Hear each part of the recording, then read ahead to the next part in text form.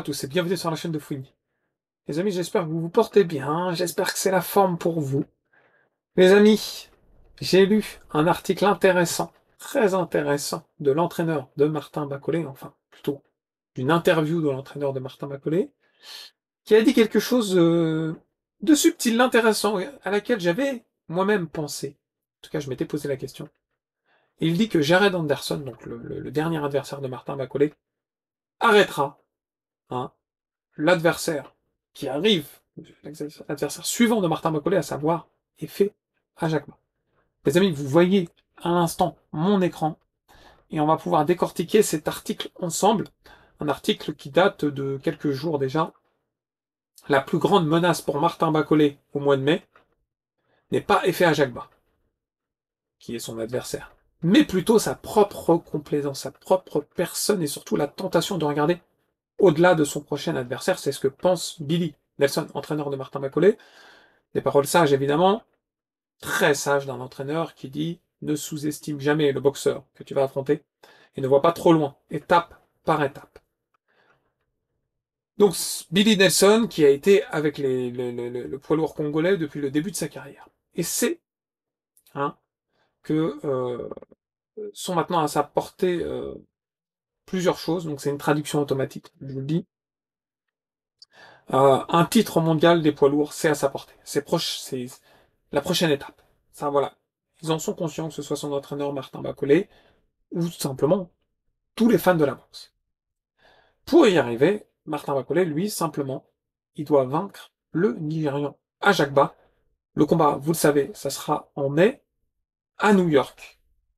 Et Nelson, bien que très respectueux d'Ajagba, ça c'est une garantie, a toutes les raisons de croire que l'ancien adversaire de Martin Bacolé, Jared Anderson, que Bacolé a arrêté en 5 rounds, a représenté un test beaucoup plus sévère, beaucoup plus sérieux que Ajagba, du moins sur le papier.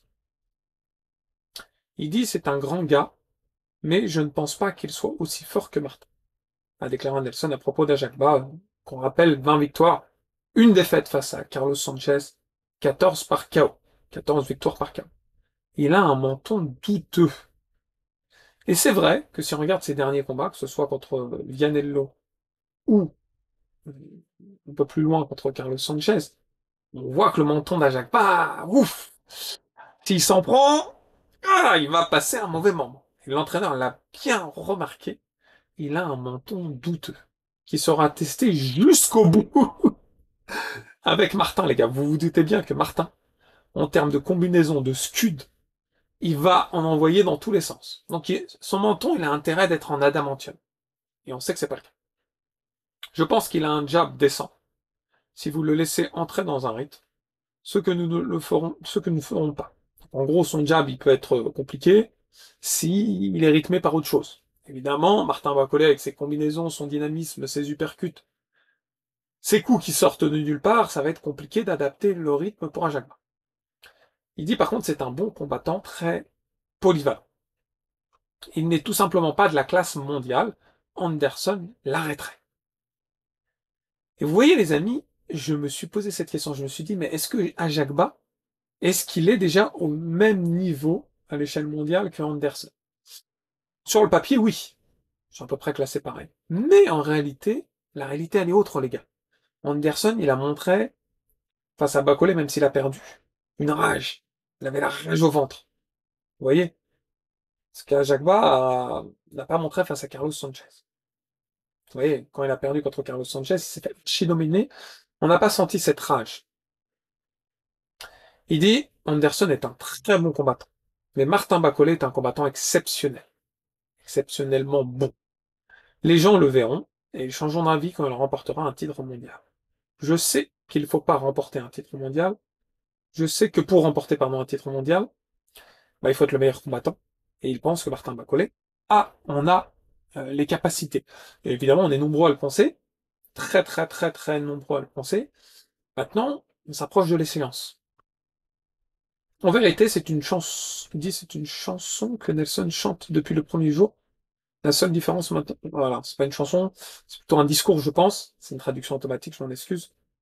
La seule différence maintenant, c'est que le reste du monde de la boxe commence, hein, à prêter attention à ses paroles, et surtout, commence à prêter attention à Martin Bacolé. Commence à être dans le cœur, dans le corps de la boxe, et surtout dans l'esprit de chacun.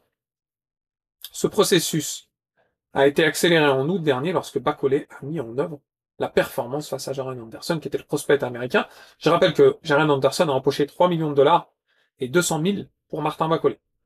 Ça mettait en avant clairement la situation, et il voyait Anderson comme le vainqueur, il voyait Anderson comme le showman, etc.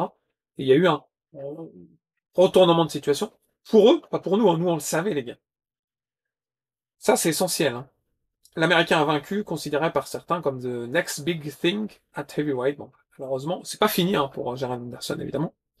Non content de battre Anderson cette nuit-là à Los Angeles, Macaulay le brisa effectivement, provoquant le Big Baby en laissant le ring et voilà.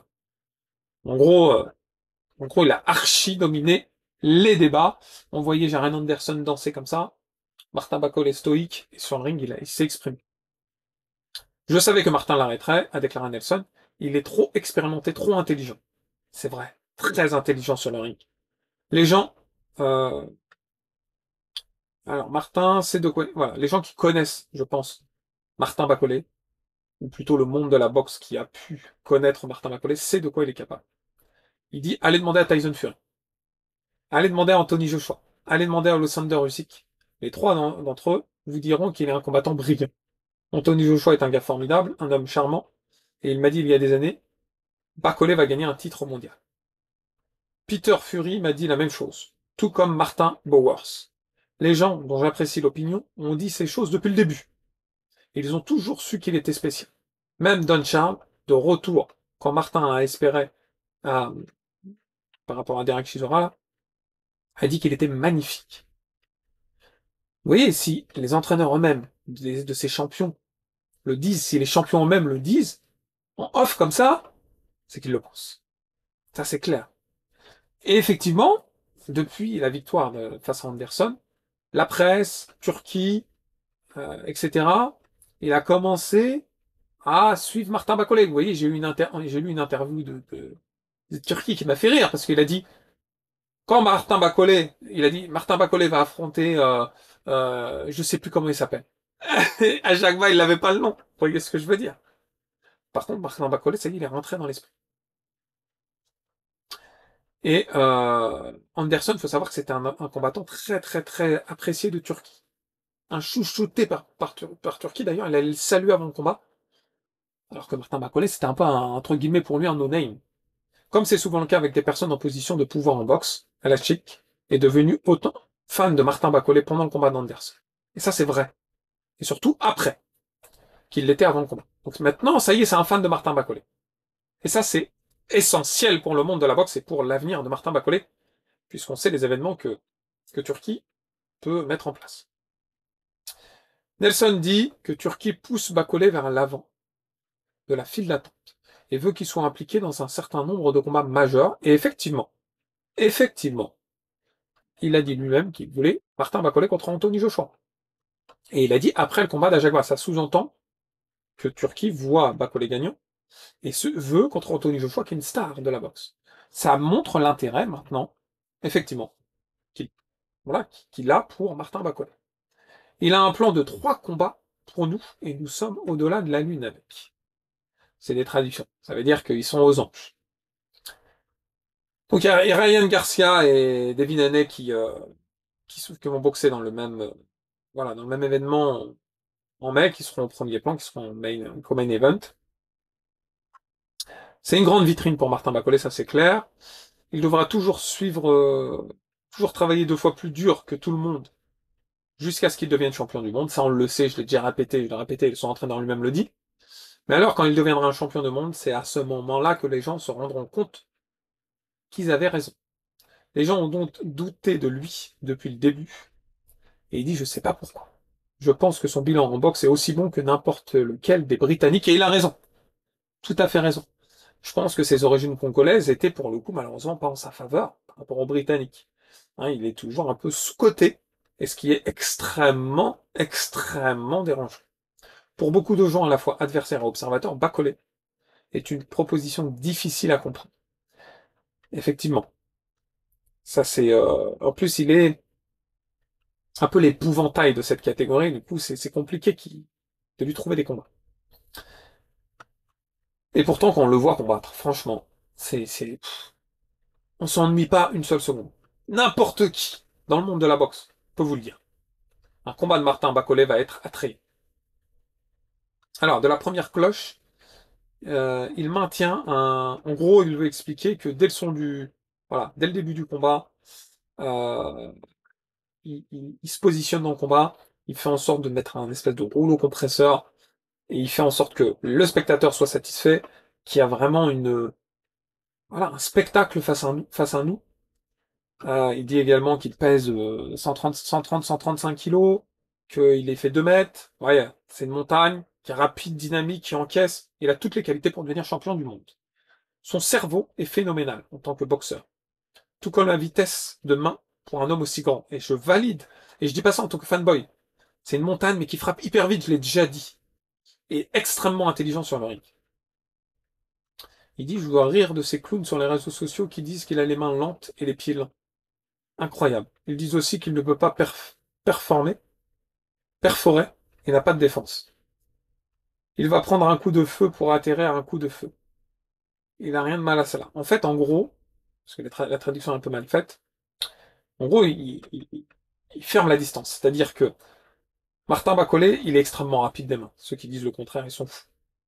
Mais il va effectivement prendre un coup, et de toute façon à ouvrir la garde de son adversaire. Comme la distance, elle est complètement fermée, il peut tout de suite s'assurer de toucher. Et forcément plus fort. Et derrière, il y a la combinaison qui enchaîne. Ça, c'est, dans le monde de la boxe, c'est pas être fou, c'est être intelligent. Surtout quand on a confiance en son menton. Et comme Martin Bak-Holley, on amoindrit le coup qui se reçoit, en fait. C'est-à-dire que si vous regardez bien, il fait une petite torsion comme ça, qui fait que les coups, il les reçoit moins fort. Mais derrière, par contre, lui, ça lui permet de toucher. Et c'est pas de la débilité, loin de là, c'est l'inverse. C'est la réciprocité à ce niveau-là. Anderson était si mal à l'aise quand il était dans les cordes. Je savais que quand son pied droit était carré sur le pied gauche, c'était fini pour lui. Ça signifiait qu'il était aveugle à l'uppercut. C'est vrai. Tout à fait vrai. Et là, Martin Bak-Holley a une lecture de la boxe extrêmement pertinente, intelligente, subtile. Et puis, ça a fait ce qu'on a vu. Voilà. Ça a étouffé. Ça a étouffé littéralement Jared Anderson. En réalité, tout ce que vous avez, tout ce que vous voyez, et ce produit grâce à un travail acharné de Martin Bak-Holley et de Nelson dans la salle de gym, en Écosse, etc. Ça a généré, cette longue relation, ça a généré une super alchimie entre les deux. Une relation qui permet de développer, de perfectionner au fil du temps le boxeur et l'entraîneur. Et franchement, moi, ça me rend tout à fait satisfait au sens où je sais que je vais voir un Martin Bak-Holley prêt sur le ring. Et comme je vous l'ai déjà dit, son seul ennemi, c'est lui-même. Vous souvenez-vous que le gardien de but anglais qui a joué un match et son père a gagné, alors Nelson a dit, se référant à Chris Kirkland, dont le père Eddie a gagné 10 000 dollars sur un pari. Alors je sais pas, font référence à quoi là? Ça peut être autre chose. Ouais, ils font référence à des écrivains, etc. Ils prennent des comparaisons avec d'autres disciplines et puis en gros, ce que Nelson veut mettre en avant, c'est que personne misait sur Martin Bak-Holley au début, sauf lui et ceux qui connaissent le monde de la boxe. Tony Joshua, Tyson Fury, ils l'ont vu en sparring, etc. Ils ont dit, lui, ça sera le futur champion du monde. Mais aujourd'hui, le monde commence à le voir. Et l'élément catalyseur a été le combat contre Anderson, qui s'est retrouvé, qui était dans le feu des projecteurs de Turquie. 3 millions de dollars, je parle qu'à toi, je serre la main à toi, et d'un coup, Bak-Holley retourne la situation. Et là, maintenant, ça y est, Martin Bak-Holley commence à être un peu le chouchou de Turquie. Et plus il va l'être, s'il est un Jacques, avec la manière, bah derrière, il aura un combat. Grégory dit 3 combats. 3 combats. Je vois bien Anthony Joshua, je vois bien le titre. Moi, je vois bien le plan de Ajagba, Joshua, le titre. Je sais pas dans quel ordre, mais je vois bien ça, moi, les gars. Dans les 12 prochains mois, ça serait al dente. J'attends votre retour avec impatience. J'ai trouvé cet article extrêmement intéressant. Voilà, j'ai essayé de faire une traduction automatique pour pouvoir que ça soit plus fluide pour moi, parce que mon anglais, il est pas, voilà, quand même, pas ouf. Bon, bref. N'oubliez pas le pouce qui fait plaisir, et si c'est pas déjà fait, de vous abonner à la chaîne. En tous les cas, les amis, je vous dis à très vite. Ciao, ciao.